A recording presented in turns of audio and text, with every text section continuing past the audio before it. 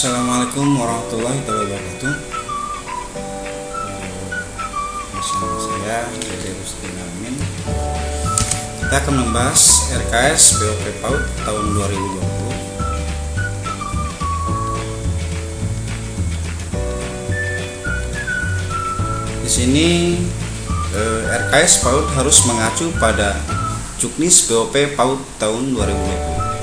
Jika terjadi perbedaan peruntukan atau pembelanjaan, suatu pendidikan harus mengajukan usul perbaikan RKS kepada Badan Pengelola Keuangan dan Aset Daerah melalui Satuan Kerja Perangkat Daerah atau Dinas Pendidikan. Di sini Satuan Pendidikan, penyelenggara PAUD harus menyusun rencana kegiatan dan anggaran satuan atau disebut dengan istilah RKS, di mana DAK non-fisik BOP PAUD merupakan bagian integral dari RKS tersebut. Dan RKS tersebut disusun berdasarkan kebutuhan nyata atau real untuk mendukung pelaksanaan pembelajaran di Satuan Pendidikan Penyelenggaraan PAUD.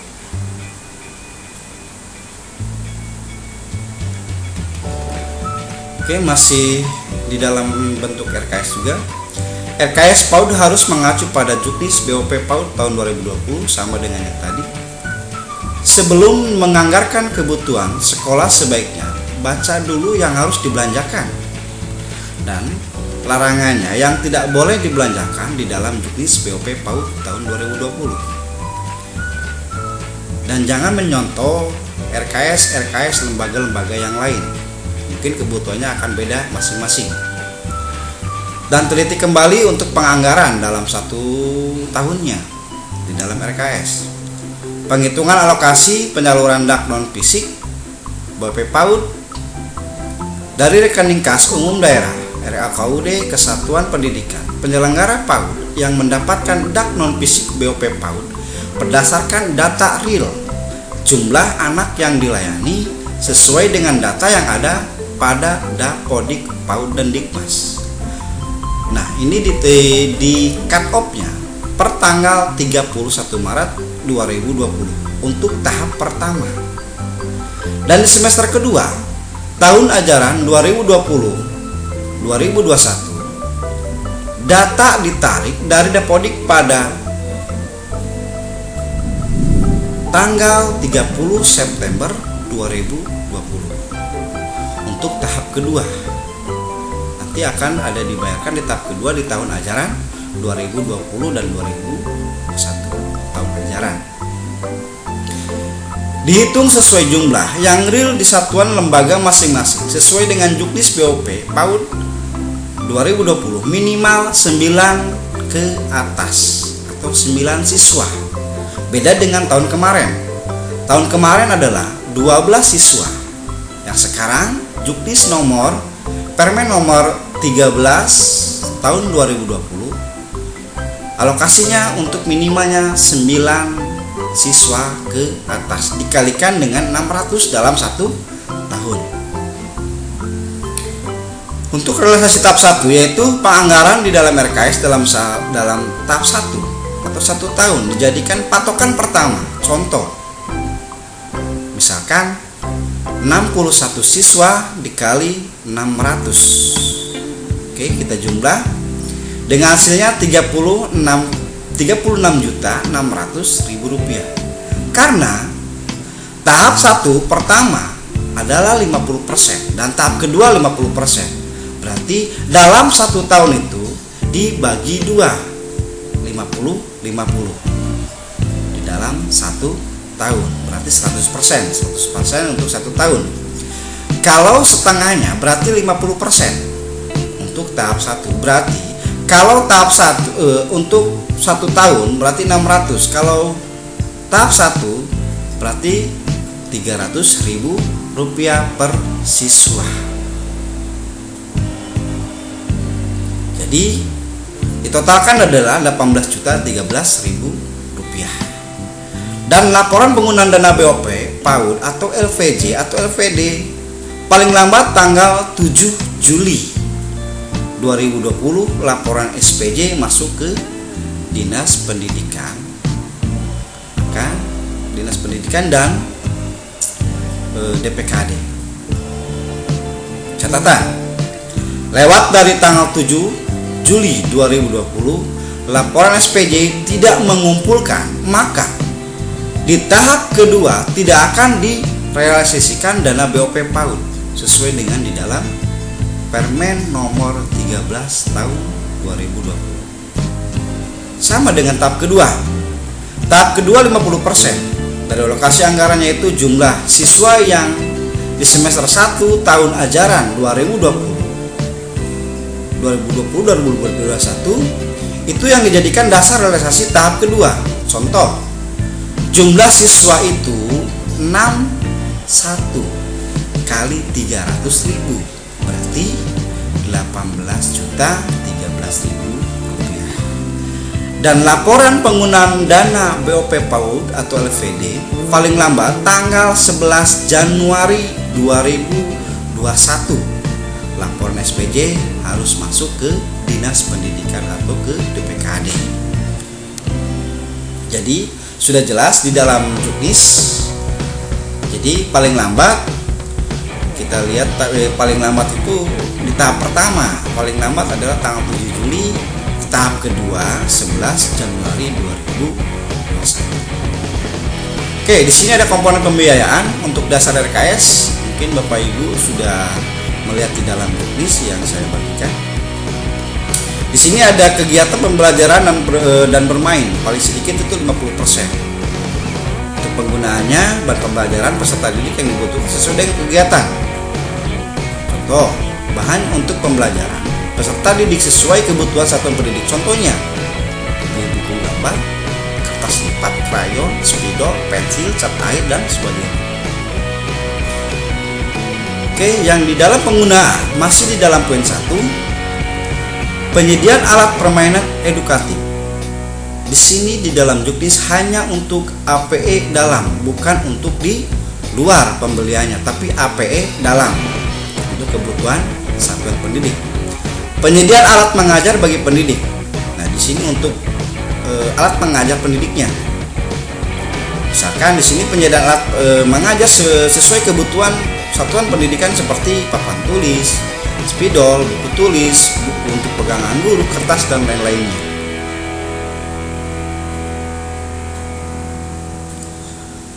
Komponen pembiayaan untuk dasar RKS BOP PAUD masih di dalam komponennya. Kegiatan pendukung paling banyak 35%. Itu paling banyak, minimalnya 3, maksimal 35, dan minimalnya itu bisa berkurang. Bisa jadi 25, bisa jadi 20, bisa jadi 10. Cuman maksimalnya dibatasi dengan 35%. Penyediaan makanan tambahan. Dan sini penyediaan makanan tambahan untuk usia 0 sampai 6 tahun. Pembelian alat-alat deteksi dini tumbuh kembang DDTK, pembelian obat-obatan ringan dan isi kotak pertolongan. Nah, ini untuk DDTK. Kegiatan pertemuan dengan orang tua wali murid atau disebutnya kegiatan parenting. Di sini hanya untuk membayarkan konsumsi saja untuk pertemuan atau rapat. Ya, saya jelaskan lagi. Di sini untuk membiayai konsumsi pertemuan. Contoh, pertemuan rapat penerimaan murid baru, tahun ajaran baru. Mungkin ada rapat pertemuan dengan orang tua. Dan kedua, pertemuan dengan orang tua. Misalkan contoh kegiatan akan kelulusan untuk anak PAUD. Nah, ini untuk dibiayakan untuk konsumsi pertemuan. Memberi transport pendidik. Nah, di sini ada transport untuk pendidik. Tapi kita lihat dulu keterangannya. Transport pendidik dapat digunakan antara lain untuk menghadiri kegiatan pembelajaran di satuan pertemuan gugus. Awas, jangan salah paham. Di sini adalah transport pendidik dapat digunakan antara lain untuk menghadiri kegiatan pembelajaran. di satuan gugus atau PKG dan KKG, atau menghadiri kegiatan peningkatan kapasitas pendidik. Berarti misalkan contoh, saya sebagai guru menghadiri kegiatan pembelajaran di gugus kecamatan. Itu adalah untuk ditransportkan. Contoh lagi, untuk transport, saya menghadiri BIMTEK keluar daerah, itu bisa ditransportkan. Dan acuannya harus melihat kepada standar harga Kabupaten Lebak 2020. Penyediaan buku administrasi. Keterangannya di sini, penyediaan buku administrasi seperti buku induk peserta didik, buku laporan perkembangan anak, atau buku inventaris, atau data yang lain-lainnya. Inilah untuk administrasi. Bagi yang belum mempunyai administrasi, dan di sini sudah dijelaskan penyediaan buku administrasi harus ada. Jadi kalau misalkan kita sudah habis buku laporan perkembangan anak, wajib kita membeli lagi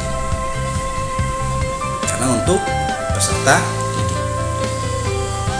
Satuan pendidikan wajib menggunakan dana kegiatan pendukung paling sedikit 4 jenis kegiatan. Di dalam poin nomor 2 ini memilih salah satu atau hanya 4 poin yang dijadikan untuk di dalam RKS. 4 poin, 4 kegiatan. Di kegiatan pendukung ini ada 5. Berarti ibu bapak memilih, lembaga-lembaga memilih yang dengan kebutuhan sesuai dengan kebutuhan lembaga.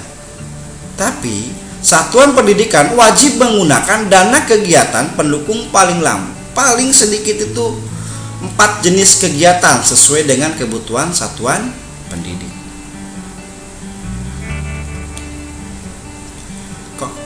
Di dalam kegiatan lainnya 15%, maksimal 15%, minimalnya ya bisa jadi 5%, jadi 8%, 7%, ya mangga, terserah lembaga yang menganggarkannya untuk di dalam RKS.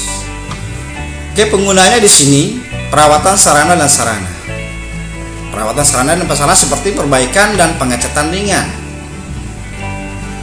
Contoh, perbaikan ringan, pengecatan ringan, mengecat gedung, penggantian lampu, pegangan pintu, perbaikan meja dan kursi dan yang lain-lainnya. Penyediaan alat-alat publikasi PAUD.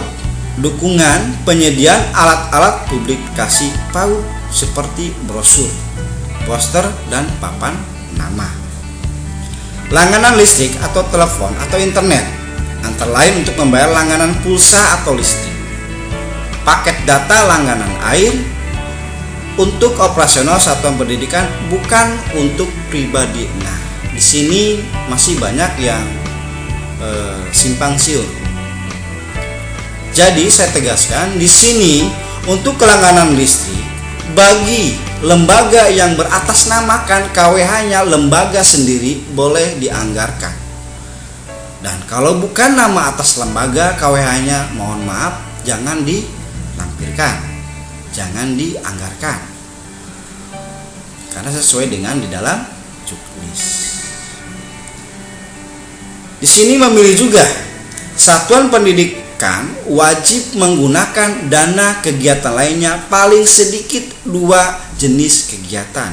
Dalam poin 3 ada 3 penggunaan dan paling sedikit adalah 2 jenis kegiatan. Nah, ini berarti Bapak Ibu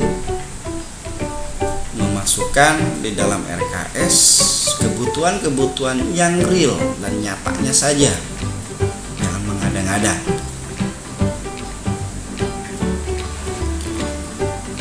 Oke, setelah ada perubahan, di sini ada sesuai perubahan Permendikbud nomor 20 tahun 2020.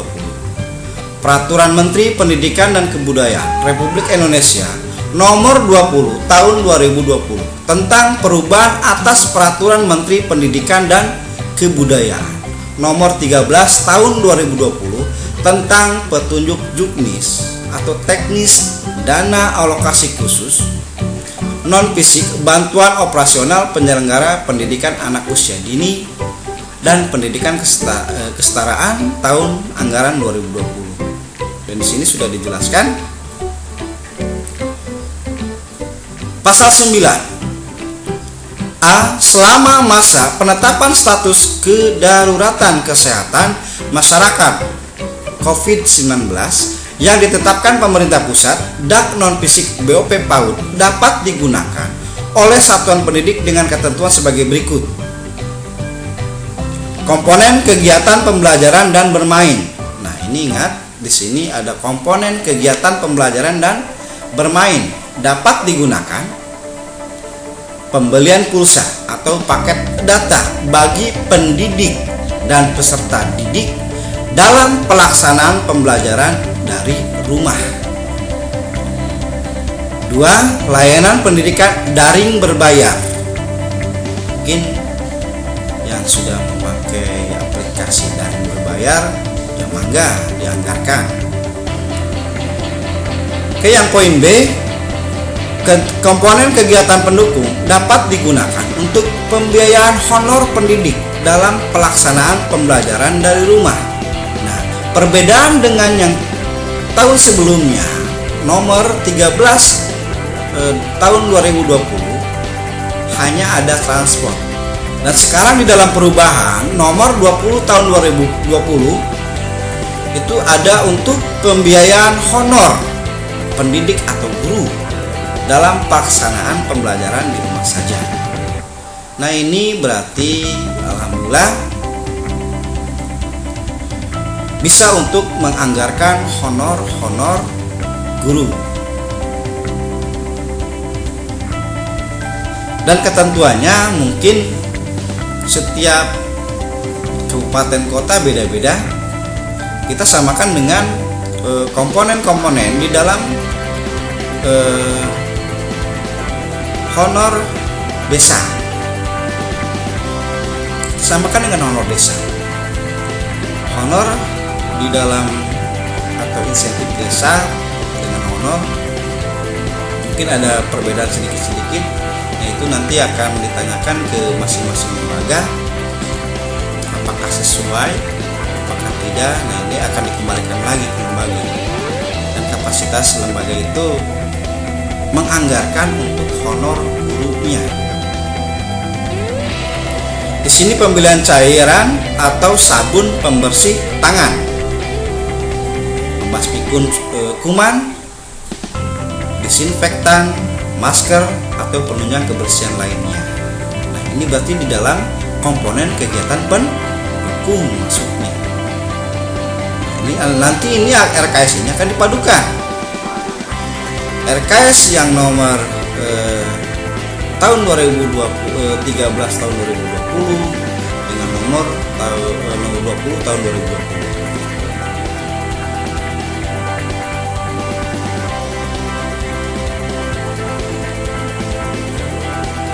Selama masa penetapan status kedaruratan kesehatan masyarakat COVID-19 yang ditetapkan pemerintah pusat dak non-fisik BOP PAUD. Dan sini sudah jelas. Selama masa penetapan status kedaruratan kesehatan. Berarti komponen-komponen ini hanya selama masa penetapan status kedaruratan kesehatan saja. Oke, next kita ke